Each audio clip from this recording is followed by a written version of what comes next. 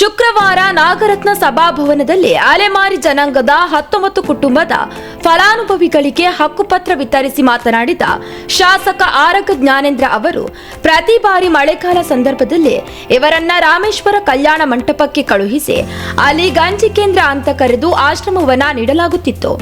ಆಗ ಇವರಿಗೆ ಎಲ್ಲಾದರೂ ಜಾಗ ನೀಡಬೇಕು ಎಂದು ನಾನೇ ತಿಳಿಸಿದ್ದೆ.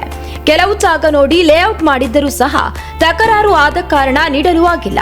ಆದರೆ ಇಂದು ಹಕ್ಕುಪತ್ರ ನೀಡುತ್ತಿರುವುದು ನಿಜವಾಗಿಯೂ ಖುಷಿ ಕೊಡುತ್ತಿದೆ ಎಂದು ತಿಳಿಸಿದರು. ರಾಮೇಶ್ವರ ಕಲ್ಯಾಣ ಮಂದಿರ ಗಂಜಿ ಕೇಂದ್ರ ಅಂತ ಕರೀತೀವಿ. ಸರಿ, ನೀವು ಜಾತಿ ಹೆಸರು ಹೇಳೋದಲ್ಲ, ಹಂಗೆ ಇದು ಗಂಜಿ ಕೇಂದ್ರ ಅನ್ನೋದು ನಾವು ಹಂಗೆ ಗಂಜಿ ಕೇಂದ್ರ ಕಳಿಸ್ತಿದ್ವಿ.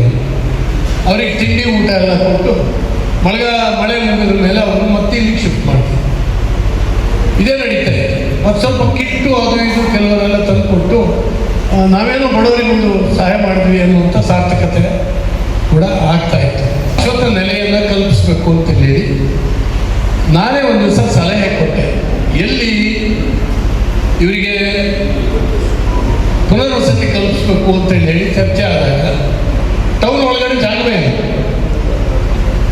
ಟೌನ್ ಒಳಗಡೆ ಜಾಗ ಇಲ್ಲ.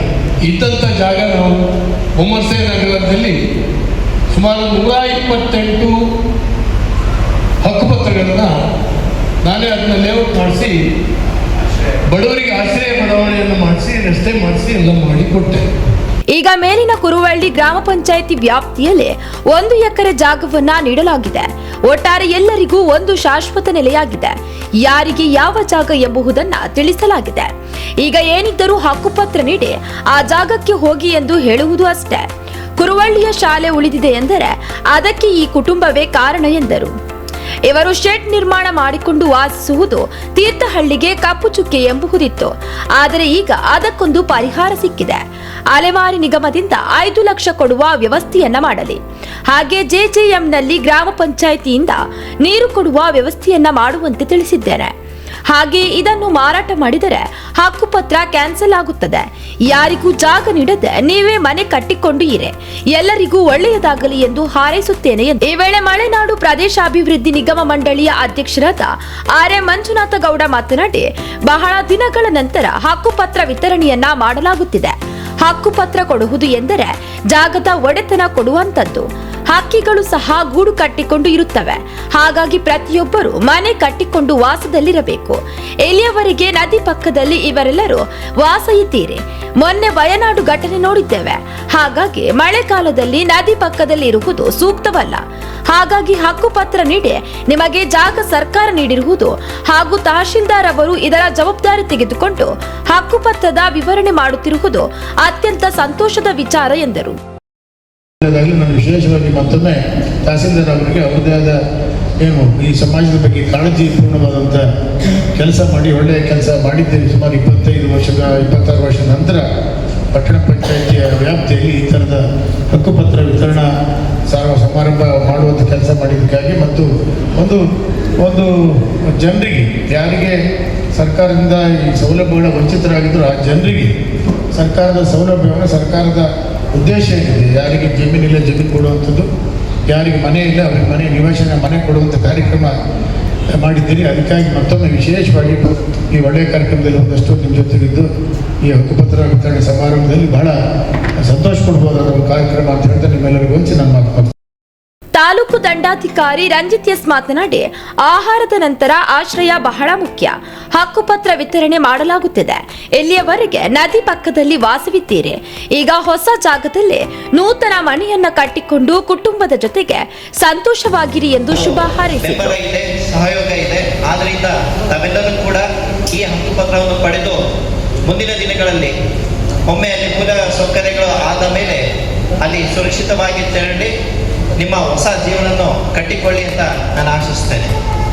ಅಲೆಮಾರಿ ನಿಗಮ ಮಂಡಳಿ ಅಧ್ಯಕ್ಷರಾದ ಪಲ್ಲವಿ ಅವರು ಮಾತನಾಡಿ, ಭಾರತ ದೇಶದ ಮೂಲ ನಿವಾಸಿಗಳು ಈ ದೇಶ ಸ್ವಾತಂತ್ರ್ಯ ಸಿಕ್ಕಿದೆ ಎಂದರೆ ಹಲವಾರು ಮಂದಿ ಹೋರಾಟ ನಡೆಸಿದ್ದಾರೆ.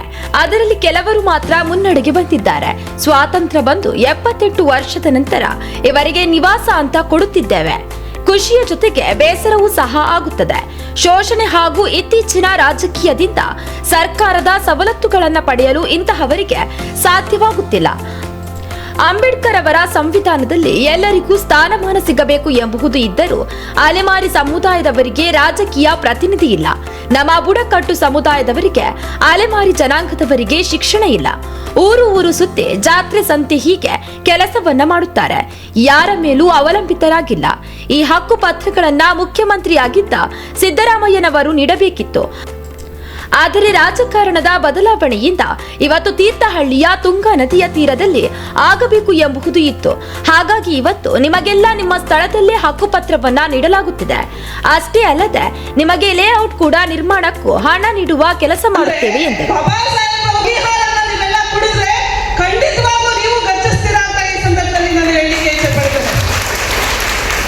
ಶಿಕ್ಷಣವನ್ನು ಪಡ್ಕೊಳ್ಳಿ. ಶಿಕ್ಷಣ ಅಂದ್ರೆ ಪುಸ್ತಕದಲ್ಲಿರ್ತಕ್ಕಂಥ ಶಿಕ್ಷಣ ಮಾತ್ರ ಅಲ್ಲ, ಡಿಗ್ರೀಸ್ ಮಾತ್ರ ಅಲ್ಲ, ಸಾಮಾಜಿಕ ತಿಳುವಳಿಕೆ, ಈ ವ್ಯವಸ್ಥೆಯಲ್ಲಿ ಏನ್ ನಡೀತಿದೆ ಅನ್ನೋ ಒಂದು ಜಾಗೃತಿ, ಸರ್ಕಾರ ಏನೆಲ್ಲ ಸೌಲಭ್ಯವನ್ನು ಮಾಡಿಕೊಟ್ಟಿದೆ ಅನ್ನೋದನ್ನ ನೀವು ಜಾಗೃತಿ ಪಡ್ಕೋಬೇಕು. ಅದನ್ನ ಪಡ್ಕೊಳ್ಳಿಕ್ಕೆ ನಾವು ಯಾವ ಅಧಿಕಾರಿಗಳ ಹತ್ರ ಹೋಗ್ಬೇಕು, ಯಾವ ಇಲಾಖೆ ಹತ್ರ ಹೋಗ್ಬೇಕು, ಯಾವ ಒಬ್ಬ ನಾಯಕರ ಹತ್ರ ನಾವು ಅವಕಾಶನ ಪಡ್ಕೋಬೇಕು ಅನ್ನೋದು ತಿಳ್ಕೋಬೇಕು. ಪಟ್ಟಣ ಪಂಚಾಯಿತಿ ಉಪಾಧ್ಯಕ್ಷರಾದ ಗೀತಾ ರಮೇಶ್ ಮಾತನಾಡಿ, 3 ವರ್ಷದ ಪರಿಶ್ರಮ ಇವತ್ತು ಹಕ್ಕುಪತ್ರ ನೀಡುವಂತಾಗಿದೆ. ಎಲ್ಲರ ಸಹಕಾರದಿಂದ ಅಲೆಮಾರಿ ಜನಾಂಗಕ್ಕೆ ಹಕ್ಕುಪತ್ರವನ್ನ ನೀಡುತ್ತಿದ್ದೇವೆ. ಈಗ ಸದ್ಯಕ್ಕೆ ಮೂಲಭೂತ ಸೌಕರ್ಯಕ್ಕೆ ಕೊರತೆ ಇದೆ, ಆದರೆ ಸದ್ಯದಲ್ಲೇ ಮೂಲಭೂತ ಸೌಕರ್ಯ ಒದಗಿಸುವ ಕೆಲಸವನ್ನ ಮಾಡಲಾಗುತ್ತದೆ. ಎಲ್ಲರೂ ಕುಟುಂಬದ ಜೊತೆಗೆ ನೂತನ ಜಾಗದಲ್ಲಿ ಸಂತೋಷವಾಗಿರಿ ಎಂದು ಶುಭ ಹಾರೈಸಿದರು. ಪಟ್ಟಣ ಪಂಚಾಯಿತಿ ಅಧ್ಯಕ್ಷರಾದ ರತ್ನಾಕರ್ ಶೆಟ್ಟಿ ಮಾತನಾಡಿ, ಅಲೆಮಾರಿ ಜನಾಂಗಕ್ಕೆ ಹಕ್ಕುಪತ್ರ ವಿತರಣೆ ಮಾಡುತ್ತಿರುವುದು ಒಳ್ಳೆಯ ವಿಷಯ. ಇಲ್ಲಿಯವರೆಗೆ ಯಾರೆಲ್ಲ ಇದಕ್ಕಾಗಿ ಶ್ರಮ ಪಟ್ಟಿದ್ದೀರೋ, ಆದರೆ ನನಗೆ ಅಧ್ಯಕ್ಷನಾಗಿದ್ದಾಗ ವಿತರಣೆ ಮಾಡುತ್ತಿರುವುದು ಖುಷಿಯನ್ನ ಕೊಟ್ಟಿದೆ. ನೂತನ ಜಾಗದಲ್ಲಿ ಮನೆ ಕಟ್ಟಿಕೊಂಡು ಸಂತೋಷವಾಗಿರಿ ಎಂದರು. ತುಂಬಾ ಅವರೆಲ್ಲ ಅದರ ಹಿಂದೆ ಬಿದ್ದಂತ ಒಂದು ಹಕ್ಕುಪತ್ರ ಅವರಿಗೆ ಕೊಡಬೇಕು. ಅಲ್ಲಿಂದ ಅವರಿಗೆ ಪಾಪ ಒಂದು ಒಳ್ಳೆ ಜಾಗದಲ್ಲಿ ಅವರಿಗೆ ಒಂದು ಜಾಗವನ್ನು ಕೊಡಬೇಕು ಅಂತ ಹೇಳಿ ಈ ಭಾಗದಲ್ಲಿ ನಾವೆಲ್ಲ ನಿಶ್ಚಯಿಸಿ ನಮ್ಮ ಸದಸ್ಯರ ಎಲ್ಲ ಪಟ್ಟಣ ಪಂಚಾಯತಿ ಸದಸ್ಯರು ಹಾಗೂ ತಾಲೂಕು ಆಡಳಿತ, ಮೇನ್ ತಾಲೂಕು ಆಡಳಿತ ಹಿಂದಿನ ತಹಶೀಲ್ದಾರರು, ಈಗಿನ ತಹಶೀಲ್ದಾರರು ಎಲ್ಲರೂ ಸಹಕಾರ ಮಾಡಿದ್ದಾರೆ. ಅವರೆಲ್ಲರಿಗೂ ನಮ್ಮ ಪಟ್ಟಣ ಪಂಚಾಯತಿಯ ಎಲ್ಲ ನಾಗರಿಕರ ಪರವಾಗಿ ಹೃದಯಪೂರ್ವಕವಾದ ಅಭಿನಂದನೆ ಹೇಳಕ್ಕೆ ನಾನು ಇಷ್ಟಪಡ್ತೀನಿ. ಈ ವೇಳೆ ಕಾರ್ಯಕ್ರಮದಲ್ಲಿ ತಾಲೂಕು ಗ್ಯಾರಂಟಿ ಅಧ್ಯಕ್ಷರಾದ ಶಚೀಂದ್ರ ಹೆಗ್ಡೆ, ಸದಸ್ಯರಾದ ಸೊಪ್ಪುಗುಡ್ಡೆ ರಾಘವೇಂದ್ರ, ಸುಶೀಲಾ ಶೆಟ್ಟಿ, ಮಂಜುಳಾ ನಾಗೇಂದ್ರ, ಶಬನಂ, ಸಂದೇಶ್ ಜವಳಿ, ರಹಮತುಲ್ಲಾ ಅಸಾದಿ, ಜಯಪ್ರಕಾಶ್ ಶೆಟ್ಟಿ, ನವೀನ್ ಯತಿರಾಜ್, ಬಿ ಗಣಪತಿ, ಮುಖ್ಯಾಧಿಕಾರಿಯಾಗಿರುವ ನಾಗರಾಜ್ ಸೇರಿ ಹಲವು ಗಣ್ಯರು ಉಪಸ್ಥಿತರಿದ್ದರು. ಮೀಡಿಯಾ 9 ಕನ್ನಡ ನಿರ್ಭೀತಿಯಿಂದ ನಿಮ್ಮ ಜೊತೆಗಾರ.